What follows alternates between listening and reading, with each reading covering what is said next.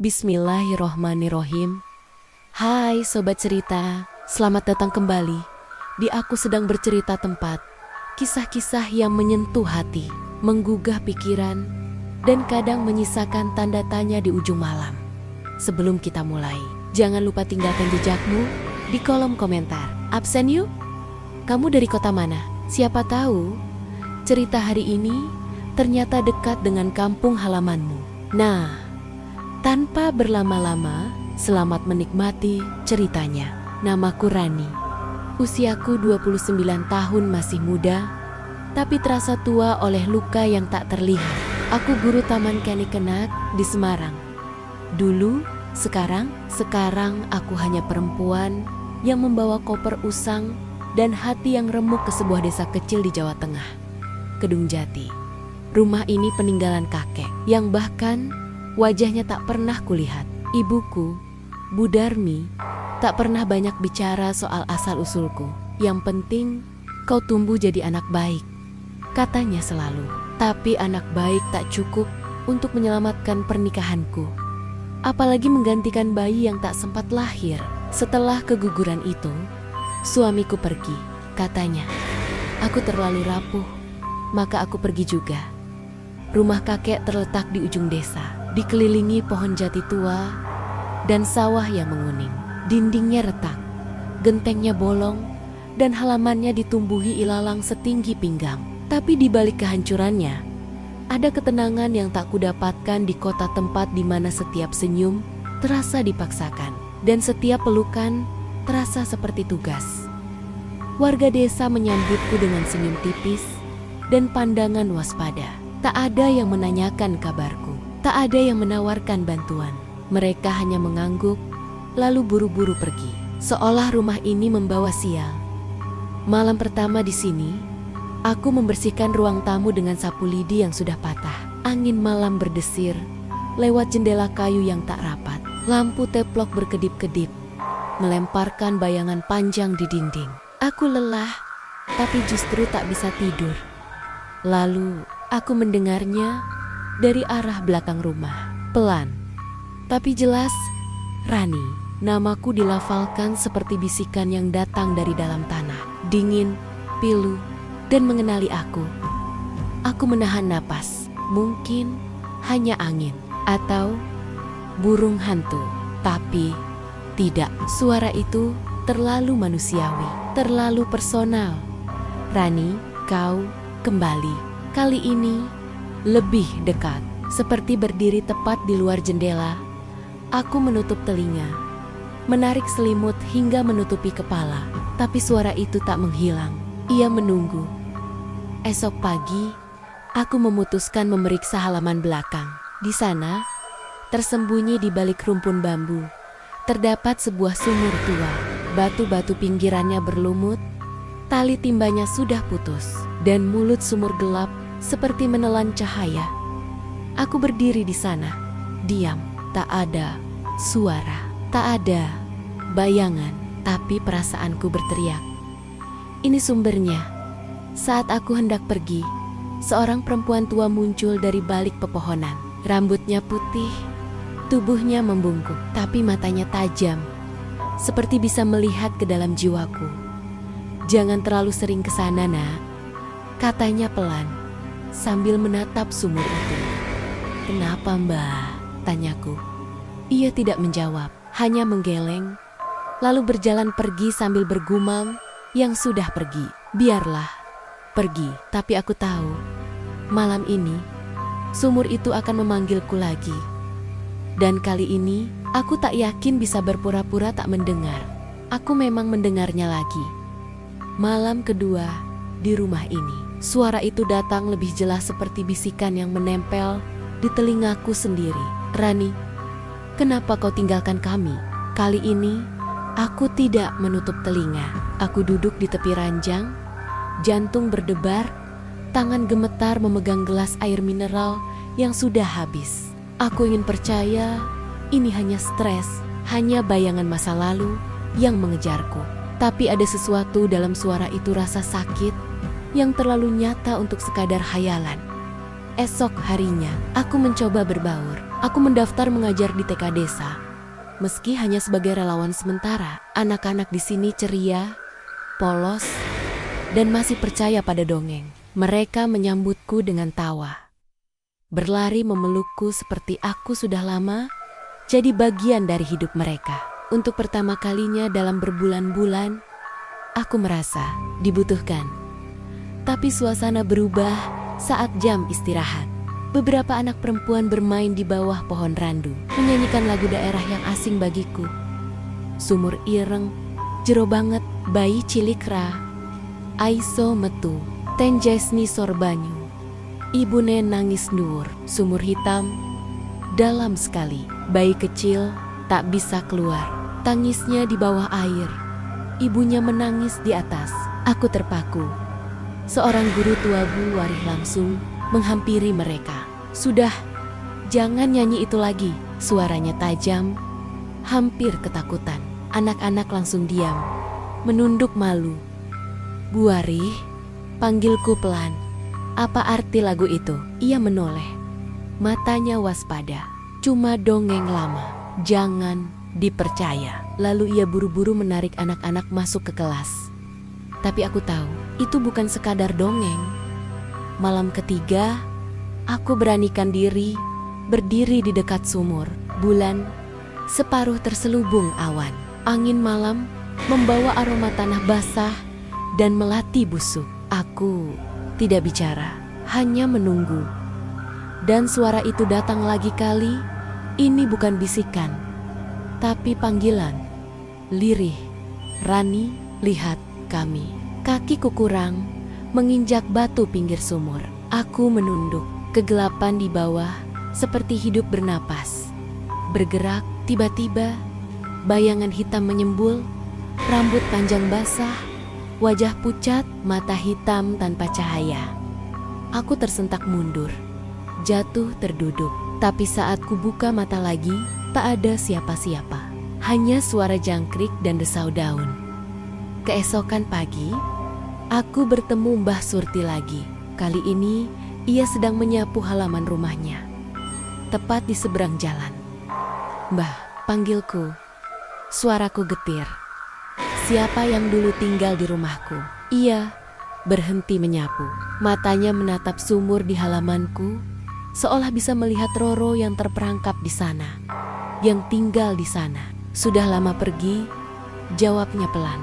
Tapi yang dikubur di sana belum tenang. Dikubur, tanyaku. Suara bergetar. Ia tidak menjawab, hanya mengangkat sapunya dan berjalan masuk. Pintu kayunya berderit seperti erangan.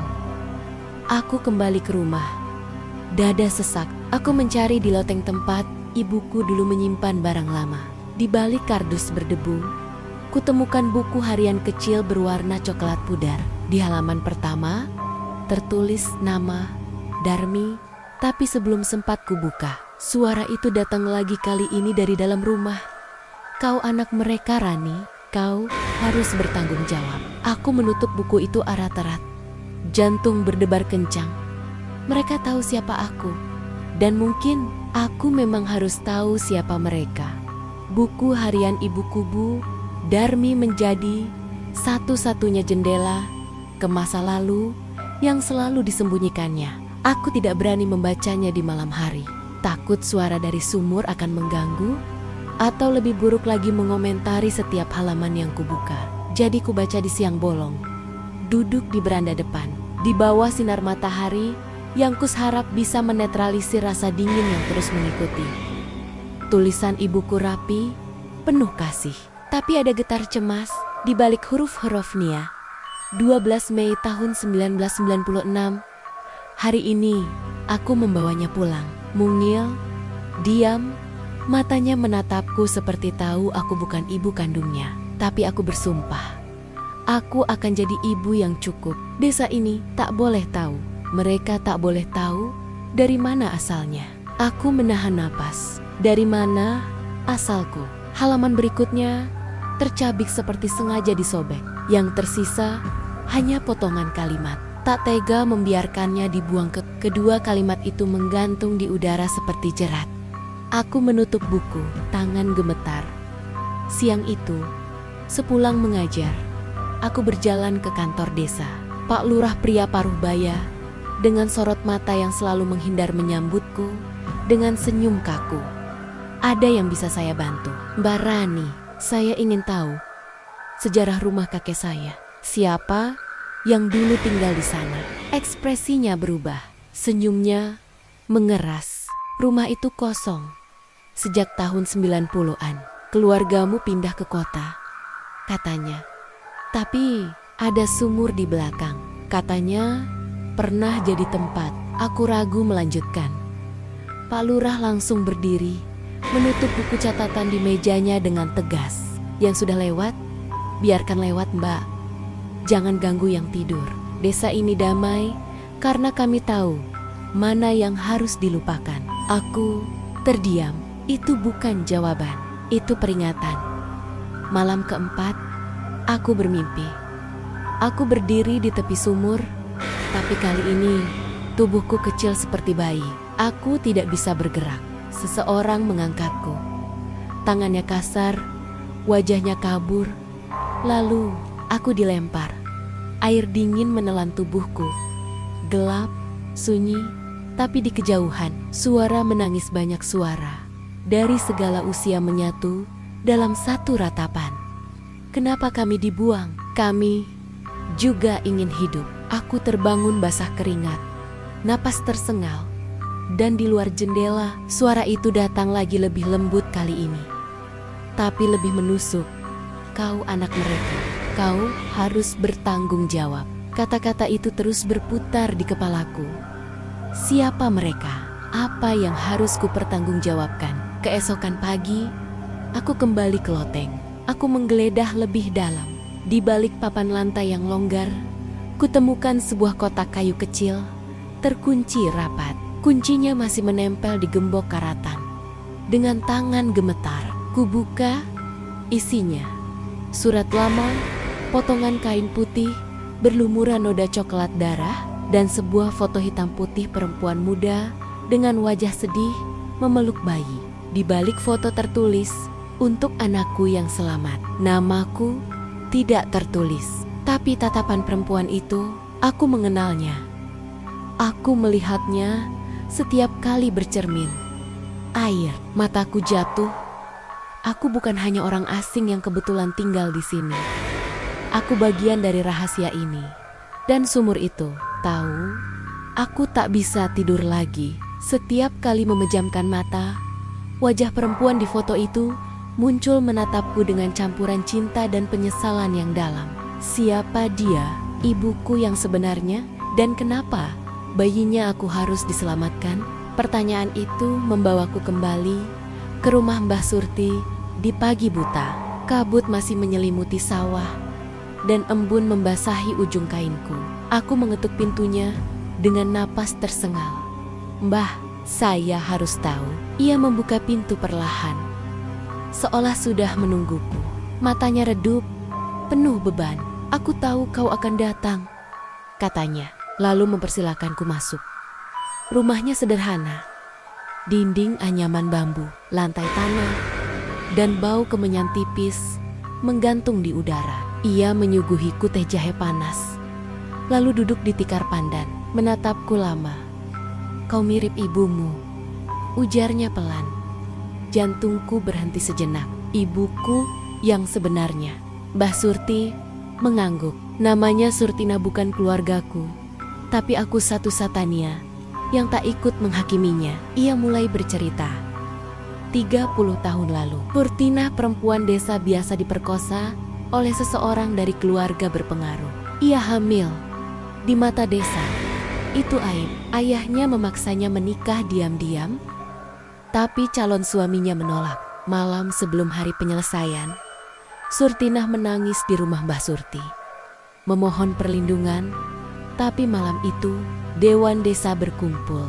Mereka putuskan, bayi itu harus dihilangkan. Sumur belakang rumahmu dulu, milik keluarga pelaku, jadi tempatnya. Sudah ada 3 bayi sebelum itu. Semua hasil dosa yang tak boleh terlihat. Aku menutup mulut, mual.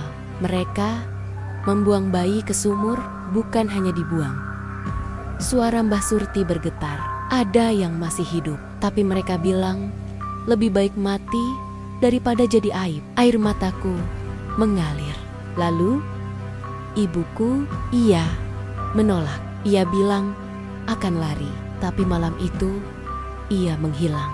Yang ditemukan hanya selendangnya tergantung di tepi sumur. Tapi saya ada, saya hidup. Mbah Surti menatapku, matanya penuh rasa bersalah. Bu Darmi dulu jadi bidan desa. Ia tahu Surtinah melahirkan diam-diam di gubuk pinggir sawah. Saat Dewan Desa datang membawa karung, Bu Darmi berpura-pura membawa bayimu ke sumur. Tapi menyelamatkanmu, ia bawa kau pergi dan kubur boneka kain sebagai pengganti. Aku terpaku. Jadi aku selamat, tapi yang lain yang tak punya Bu Darmi tidak. Malam itu, saat kembali ke rumah, aku berdiri di depan sumur lebih lama dari biasanya. Tidak takut lagi, hanya sedih. Dan suara itu datang bukan menuduh, tapi memohon. Kau dengar kami, Rani? Kami hanya ingin diingat. Aku menangis di tepi sumur, memeluk lututku erat. Mereka bukan hantu yang ingin menghukum. Mereka jiwa-jiwa kecil yang tak pernah diberi kesempatan bicara. Dan aku satu-satunya yang bisa mendengar mereka. Karena aku hampir jadi salah satu dari mereka. Surat wasiat itu kudapatkan 3 hari kemudian, tersembunyi di balik bingkai foto lama di kamar Bu Darmi yang kubawa dari Semarang.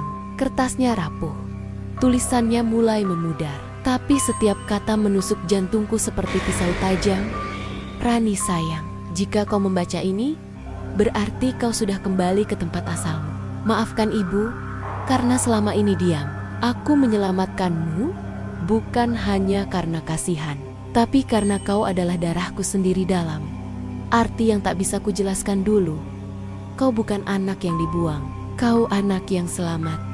Ayah kandungmu adalah salah satu dari mereka yang memutuskan bayi-bayi itu harus lenyap. Tapi ibu kandungmu Surtinah adalah korban. Ia melahirmu di tengah malam, lalu memaksaku berjanji, jangan biarkan dia jadi seperti kami. Aku mengadopsimu, membesarkanmu jauh dari sini, agar kau tak pernah tahu betapa kejam dunia ini pada perempuan yang salah tempat, salah waktu. Tapi jika kau kembali, itu berarti mereka memanggilmu. Dan mungkin kau memang ditakdirkan untuk mengakhiri ini. Aku jatuh berlutut. Selama ini kukira sumur menganggapku keturunan pelaku dan memanggilku untuk menghukum. Tapi ternyata aku keturunan korban. Dan yang memanggilku bukan hantu yang marah. Mereka mengenal darahku. Mereka tahu aku satu dari mereka yang nyaris ikut tenggelam di dalam kegelapan itu. Malam itu, aku kembali ke sumur tanpa rasa takut. Aku berdiri di tepinya, menatap kegelapan di bawah dan berbicara bukan berbisik, tapi lantang, seperti bicara pada saudara sendiri. Namaku Rani, kataku, suara bergetar tapi teguh. Aku anak Surtinah. Aku tidak datang untuk menghakimi. Aku datang untuk mendengar kalian. Angin berhenti berhembus, jangkrik berhenti berbunyi. Lalu perlahan dari dalam sumur bukan suara teror, tapi tangisan, lembut, pilu, seperti bayi yang akhirnya dikenali. Kami di sini, Rani. Kami di sini. Aku menangis. Air mataku jatuh ke dalam sumur, menyatu dengan air yang mungkin masih menyimpan setu sisa kecil mereka. Keesokan hari, aku pergi ke kuburan desa. Di sudut paling jauh, tersembunyi di balik semak, ada gundukan tanah kecil tanpa nisan. Hanya tumpukan batu dan bunga melati kering. Mbah Surti pernah bilang, itu tempat khusus untuk yang tak boleh dikubur di tanah suci. Aku berlutut di sana. Maafkan kami, bisikku. Maafkan dunia yang tak pernah memberi kalian nama. Saat berdiri, aku melihat sesuatu bersinar di antara rumput gantungan kalung kecil berbentuk bulan sabit. Karatan, tapi utuh. Aku mengambilnya. Di bagian belakang, tertulis huruf kecil. S.N. Surtinah, ibuku. Aku menggenggamnya erat malam itu. Untuk pertama kalinya, suara dari sumur tidak memanggil namaku. Mereka hanya berkata, "Terima kasih, sudah datang." Dan aku tahu aku tak bisa pergi lagi. Aku harus menggali, bukan hanya tanah, tapi kebenaran. Karena selama ini, yang menghantui desa ini bukan roh penasaran, tapi dosa yang tak pernah diakui.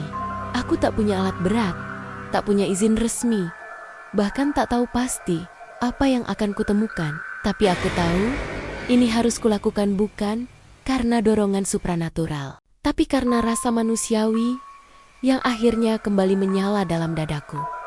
Dengan cangkul tua pinjaman dari Mbah Surti, aku mulai menggali di sekitar sumur, bukan di dalamnya, tapi di tanah yang mengelilinginya. Tanah Jawa Tengah keras, tapi setelah hujan semalam, ia melunak seperti hati yang akhirnya mau terbuka. Hari pertama, tak ada apa-apa. Hari kedua, aku menemukan sepotong kain putih sisa baju bayi, mungkin yang masih utuh, meski usianya puluhan tahun. Aku menyimpannya di dalam kotak kayu, bersama kalung bulan sabit. Hari ketiga, aku menemukan tulang kecil, rapuh, belum sempurna bentuknya. Aku jatuh berlutut, napasku tersengal, bukan karena takut, tapi karena pedih yang tak terhingga. Ini bukan fosil, ini sisa manusia, jiwa kecil yang pernah menangis, lapar, tak mengerti mengapa dunia menolaknya sejak lahir. Aku menangis tanpa suara. Mbah Surti datang di senja hari itu. Ia membawa kain mori putih dan dupa. Tanpa bicara, ia duduk di sampingku, lalu mulai membungkus tulang-tulang kecil itu dengan lembut, seperti sedang memeluk cucunya sendiri. Mereka layak dihormati, katanya pelan, bukan disembunyikan. Kabar tentang penggalian itu menyebar cepat. Beberapa warga mulai datang awalnya, hanya mengintip dari kejauhan. Tapi ketika mereka melihatku menangis sambil membersihkan debu dari sisa-sisa kecil itu, ekspresi mereka berubah. Bukan lagi curiga, tapi malu. Seorang perempuan tua yang dulu ikut dalam rapat dewan desa datang pada malam keempat. Ia tak bicara, hanya meletakkan bunga melati di tepi lubang galian, lalu pergi sambil menangis. Pak Lurah datang keesokan harinya, wajahnya pucat. "Kau tahu ini bisa mengguncang desa, Mbak Rani?" tanyanya. Suaranya berat. "Apa yang lebih mengguncang, Pak?" balasku. Menatap matanya, menggali kebenaran atau terus mengubur manusia seperti sampah. Ia terdiam lama. Lalu, dengan suara hampir tak terdengar, ia berkata, "Ayahku yang memimpin rapat itu." Aku tak menjawab, tak perlu. Malam itu, aku kembali ke sumur. Aku duduk di tepinya, memegang kain mori yang berisi sesa-sesa mereka. "Kalian punya nama sekarang," bisikku. "Kalian adalah anak-anak yang layak dicintai." Dari dalam sumur, tidak ada suara menyeramkan. Hanya angin yang berdesir lembut, membawa aroma melati seperti pelukan terima kasih. Dan di kejauhan, seorang ibu muda di desa menangis pelan di pelataran rumahnya, memeluk erat bayinya yang baru lahir, seolah baru menyadari betapa berharganya nyawa kecil itu. Aku tahu, langkah pertama penebusan bukan dengan kata-kata, tapi dengan pengakuan. Dan malam ini, untuk pertama kalinya dalam puluhan tahun, desa ini mulai mengakui. Upacara kecil itu diadakan pada hari Jumat, saat langit mendung, tapi tak hujan seperti langit, ikut menahan tangis. Aku tidak meminta izin resmi. Aku hanya mengundang mereka yang mau datang, Mbah Surti, Bu Ari, beberapa ibu muda yang mulai berani menatapku. Dan yang paling mengejutkan, Pak Lurah. Di tengah halaman belakang rumah kakek, di bawah pohon jambu, yang dulu mungkin menyaksikan semua kekejaman itu, kami menggelar tikar putih. Di atasnya, kain mori berisi tulang-tulang kecil itu dibaringkan dengan penuh hormat. Tak ada nisan mewah, Tak ada doa formal dari tokoh agama, karena ini bukan ritual agama semata, tapi ritual kemanusiaan. Mbah Surti memimpin. Ia menaburkan bunga melati, kemenyan, dan beras kuning, simbol penghormatan dalam tradisi Jawa. Untuk jiwa yang tak sempat menjalani prosesi layak, kami minta maaf, katanya. Suaranya bergetar. Kami lupa, kalian juga manusia. Aku menunduk, memegang kalung bulan sabit di dada. Ibu, Surtina, dan semua ibu yang kehilangan anaknya karena rasa malu orang lain. Semoga kalian tenang. Pak Lurah maju. Ia tak berbicara panjang, hanya berlutut, meletakkan segenggam tanah di atas kain mori, lalu berkata pelan, "Ayahku salah." Dan aku diam terlalu lama. Air mata mengalir di wajah banyak orang. Bukan karena takut, tapi karena penyesalan yang akhirnya diakui. Kami mengubur mereka di sudut kebun, bukan di kuburan desa, tapi di tempat yang bisa kulihat setiap hari. Di atas gundukan tanah, ku buat nisan sederhana dari batu kali dengan ukiran tangan untuk mereka yang tak pernah diberi nama. Malam itu, aku kembali ke sumur tidak untuk mendengar suara, tapi untuk memberi kabar. Mereka sudah beristirahat, kataku pelan. Dan kalian boleh pergi. Tidak ada jawaban, tapi angin berhembus hangat, seperti napas lega. Keesokan pagi, seorang anak perempuan dari Tikeku datang ke rumah, membawa bunga kertas warna-warni. "Ini untuk bayi-bayi di kebun, Bu Guru," katanya polos, supaya mereka nggak kesepian. Aku memeluknya erat, menahan isak. Di sekolah, aku mulai mengajarkan sesuatu yang berbeda, bukan hanya angka dan huruf, tapi tentang harga diri, tentang bagaimana setiap anak apapun latar belakangnya layak dicintai. Beberapa orang tua protes, tapi yang lain diam, lalu mengangguk. Karena mereka tahu, generasi baru tidak boleh dibesarkan dalam diam yang sama. Dan di antara semua itu, aku merasa damai, bukan karena misteri telah usai, tapi karena kebenaran akhirnya diberi ruang untuk bernapas. Sumur itu masih ada, tapi kini ia bukan lagi penjara bagi jiwa-jiwa terlantar. Ia adalah kenangan yang harus dijaga, bukan ditakuti. Pagi ini, kabut tipis menyelimuti Kedung Jati, seperti selimut yang akhirnya tenang. Aku duduk di beranda rumah kakek rumah yang dulu terasa asing, kini terasa seperti pelukan hangat. Di kebun belakang, bunga melati yang kutanam tumbuh subur di sekeliling gundukan tanah kecil itu. Setiap pagi, ada saja bunga segar diletakkan di sana oleh siapa? Aku tak pernah tahu, tapi aku tahu, desa ini mulai belajar mengingat dengan cara yang benar. Sumur tua itu masih ada. Aku tak menutupnya, tak menghancurkannya. Aku hanya membersihkan beta-beta pinggirannya, menanam bunga di sekelilingnya, dan sesekali duduk di tepinya, bukan karena dipanggil, tapi karena ingin mengenang. Tak ada suara lagi, tak ada bisikan, hanya angin, jangkrik, dan kadang suara anak-anak bermain di kejauhan. Aku tetap mengajar di TK desa, tapi kini murid-muridku bukan hanya belajar membaca atau berhitung.